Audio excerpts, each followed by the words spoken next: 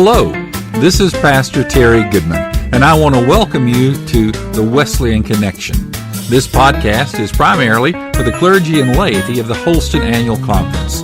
Join with me now as I take a look around the connection and share some of the things happening in the churches of our annual conference.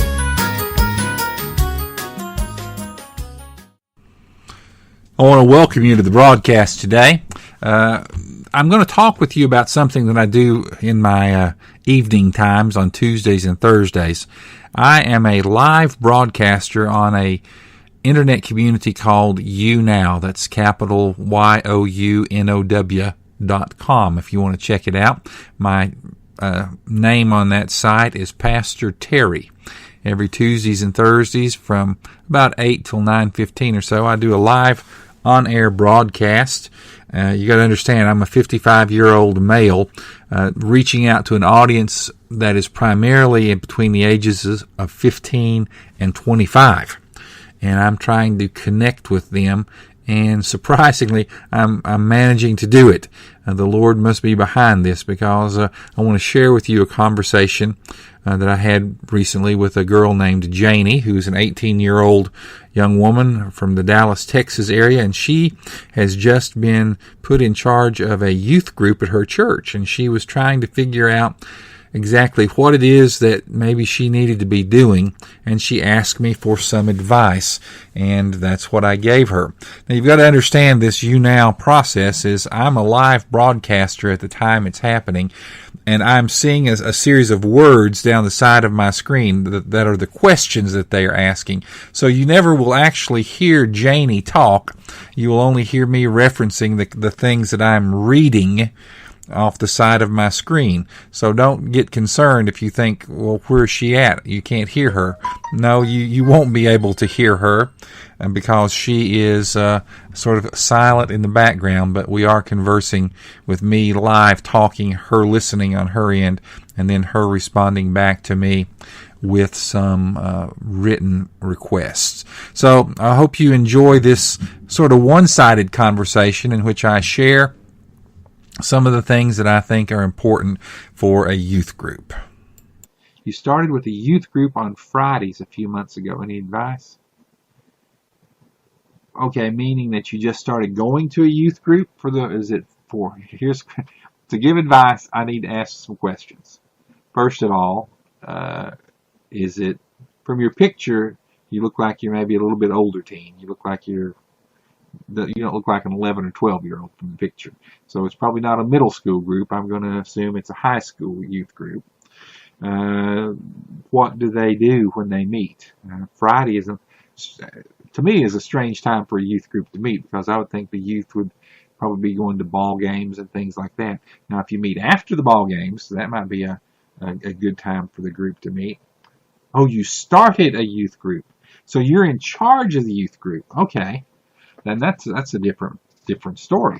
Why did you start the youth group? Was it because your pastor asked you to? Was it because you felt a desire in yourself to start a group for kids? Why? How did it come about? You've graduated from high school, okay? So is it the church that you grew up in, or are you doing this at another church as a job? Give me some feedback here. Also, denomination would help, because different denominations sort of have a different take, I think, on what youth groups are all about. So you've been in that church 3 years. You felt the desire to start it. You're Pentecostal, okay?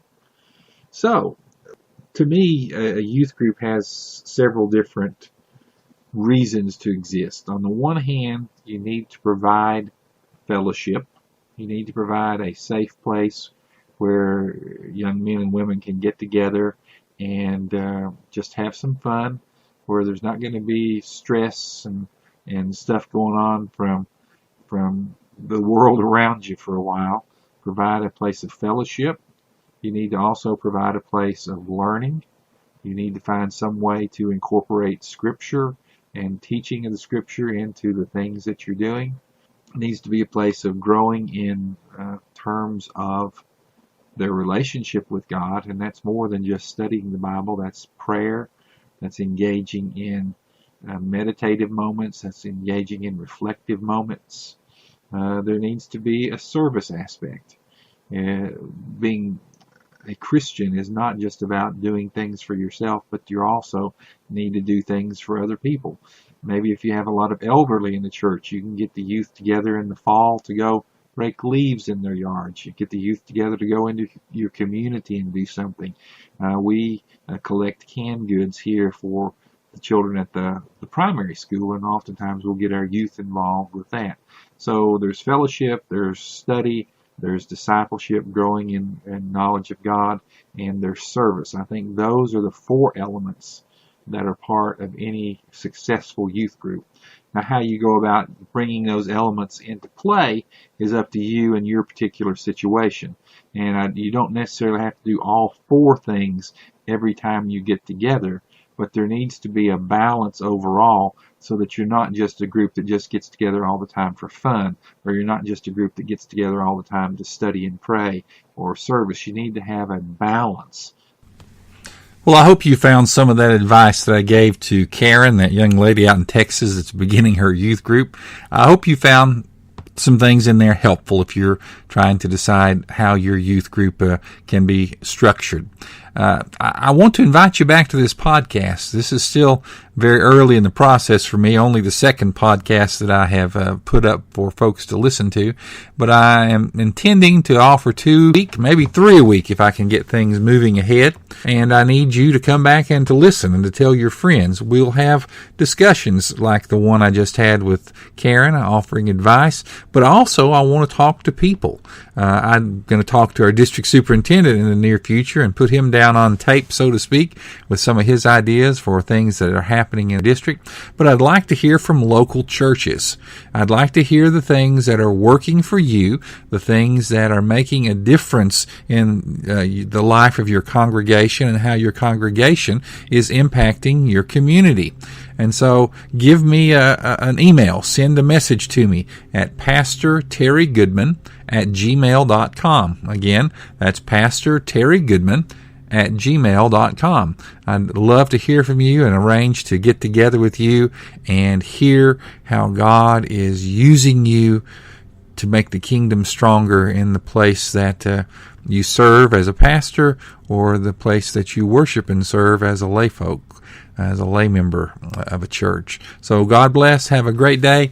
And come back, listen to the future podcast, and tell your friends and invite them to join us as well.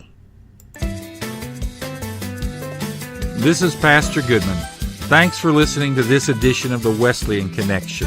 Be sure to check back often for more podcasts.